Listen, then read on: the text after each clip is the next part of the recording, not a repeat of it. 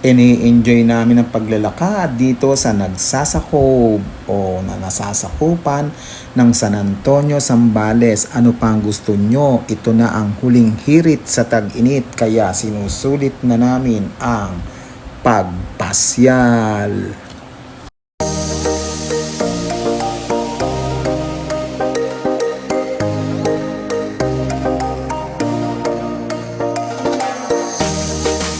Dito kami dinala ng aming mga paa sa San Antonio, Zambales at natagpuan namin ng isang resort na napakaganda na nasa sakupan ng Nagsasakob.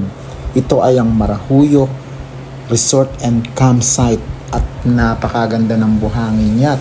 Talagang puti at si Miriam ay enjoy niya ang paglalakad ng nakayapak sa buhangin at napakalambot na akala mo siya pulburon, kaya dinarayo ito ng mga turista at napakaganda at common na kaisla. At ayan, super posing pa si Miriam at ini-enjoy niya yung pag-post. Mabuti pa siya nakapag-post, ako hindi. O ayan o, smile. Enjoy mo na. O sige, lakad pa at magkita tayo dun sa pool. At alam nyo ba ang pool nito? Napakaganda at super lamig ng tubig at ng tubig na nanggagaling sa kabundukan, kaya napakalamig niya. Kaya enjoy natin ito dahil susulitin natin ang pagpunta dito. Como malayo, sasakay pa tayo ng bangka at nakaisla itong Nagsasakob. At ayan ang swimming pool, ini-enjoy namin nila Roger, ni Epok, si Miriam. Sayang si Albi at hindi nakasama sa paliligo o pagsuswimming sa pool dahil may bisita siya. Ayan yung bahay namin tinuluyan na nagkakahalaga lang ng 5-5. Napakamura, libre gas na. Ang hindi lang libre, yung pagkain. Siyempre, magdadala tayo ng iluluto at libre na yung gas at yung ibang kasangkapan. May pahiram sila, nagpapahiram ng kasangkapan. O, ayan, aakyat na tayo doon sa pool at talaga namang i-enjoy nyo talaga every minute na nagpunta kayo dito. Wala kayong sasayangin segundo o oras o minuto.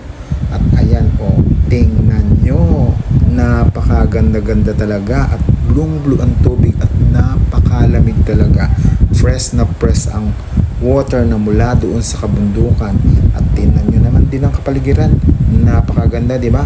Fresh na fresh at marami din ditong tanim ng pine tree kaya malamig siya. At ito ang aerial view ng swimming pool mula doon sa taas. Ayan, tingnan nyo naman. Ang ganda-ganda talaga at wala kayong masasabi kundi puro maganda. Kaya nga sabi ko nga sa inyo, dinarayo ito ng mga turista dahil sa kanyang likas na kagandahan na para tayong nasa isla. At tingnan nyo naman ng baybay dagat ng Nagsasakob. O tahimik ng alon, hindi siya maalon, kaya masarap mag-swimming, hindi kayo matatakot, nakita tayong ngayon ng alon. O ayaw nyo pa? Halina kayo, humirit na kayo sa huling hirit ng tag-init. O ayan, o kita nyo naman, napakaganda, hindi nyo na ipagtatanong, ang ganda ng Nagsasakob. Pero ang natuluyan din naming resort ay napakaganda, ang Marahuyo. Hindi kayo magsisisi sa halagang 5-5 lang. Super libot namin ang dalampasigan ng Nagsasakob. At pupunta kami dun sa lake. May lake daw dyan at napakaganda daw ng lake. Kaya ayan, sinusulit natin ang pagpunta dito nang wala tayong pagsisihan na hindi tayo napunta doon at hindi natin napuntahan yun. At tingnan nyo ang sunset, napakaganda. Nakapaligid ang Nagsasakob sa kabundukan. Ayan na si Miriam, siya na naman. Super selfie, busy yata. Hindi alam kung ano yung ginagawa. Super, ano nga ba Miriam ang ginagawa mo? Ayan, nang mahuli siya, super smile na lang at super pose. At ayan ang lake, tingnan nyo naman lake, napakaganda. Ini-enjoy din ni Epok ang lake. Nagsaselfie din siya doon. Hindi rin malam kung anong gagawin niya doon sa tumawid doon sa may kabilang pasigan ng lake.